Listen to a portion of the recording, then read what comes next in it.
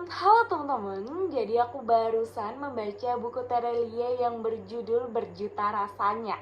Kalau berbicara tentang buku Terelie, tentunya kita pasti tidak asing dengan sosok Terelie karena rata-rata karya Terelie ini sangat mengagumkan bagi penggemar pembacanya. Nah, apakah judul buku Berjuta Rasanya sama kayak buku yang lain? Yuk kita review. Jadi buku Terelie ini sendiri ketika sudah saya baca, ceritanya sangat mengasihkan karena membahas masalah percintaan. Utamanya yang membaca adalah seorang remaja dan anak muda. Karena kita ketahui bahwa ceritanya sangat tidak membosankan dan sangat relate gitu untuk remaja-remaja dan anak muda. Nah, di buku Terelie Berjuta Rasanya juga tidak membahas masalah agama nih. Jadi saya rasa bahwa ini sangat cocok untuk dibaca oleh semua kalangan tanpa terkecuali. Nah, tetapi dapat kita ketahui bahwa buku Berjuta Rasanya ini sudah terbit dari bulan Mei 2012. Nah, tentu rasanya bahwa di buku Terelie ini kalau kita bandingkan dengan buku-buku yang sekarang sangat berbeda dari segi cover bukunya, terus kualitas dari kertasnya. Tetapi saya rasa untuk hal itu tidak terlalu mengganggu dari pembaca untuk membaca buku ini.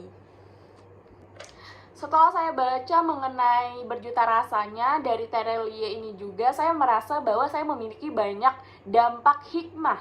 Apalagi ceritanya tentang cinta nih, yang dimana kita mengetahui sebenarnya apa sih rasa cinta itu, bagaimana pengungkapan rasa cinta, seperti itu. Nah, jadi di buku Terelie ini bagi saya bukan hanya sekedar novel yang dimana menceritakan seseorang, tetapi memiliki dampak dari hal negatif dan positifnya.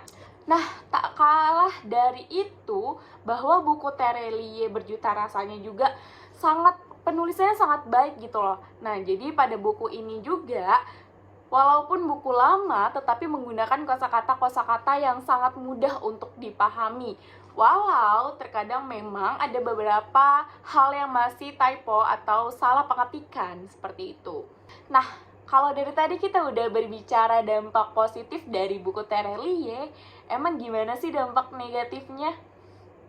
Dari buku Terelie Berjuta Rasanya, kita dapat mengetahui bahwa dari bab 1 dan bab 2 itu terkadang ada beberapa cerita yang tidak menyambung dari seharusnya.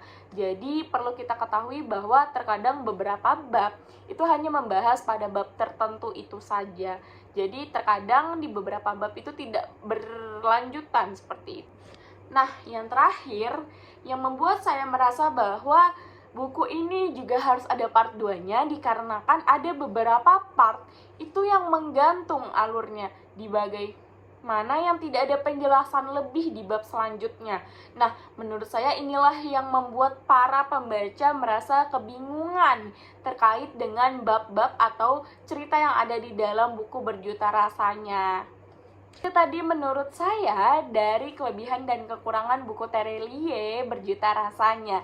Semoga dari adanya review dari saya dapat mempermudahkan kalian untuk memahami dari buku Berjuta Rasanya. Tetapi yang perlu kita ketahui bahwa karya Terelie sangatlah bagus dan sangatlah banyak memiliki penggemar yang selalu setia membaca buku Terelie.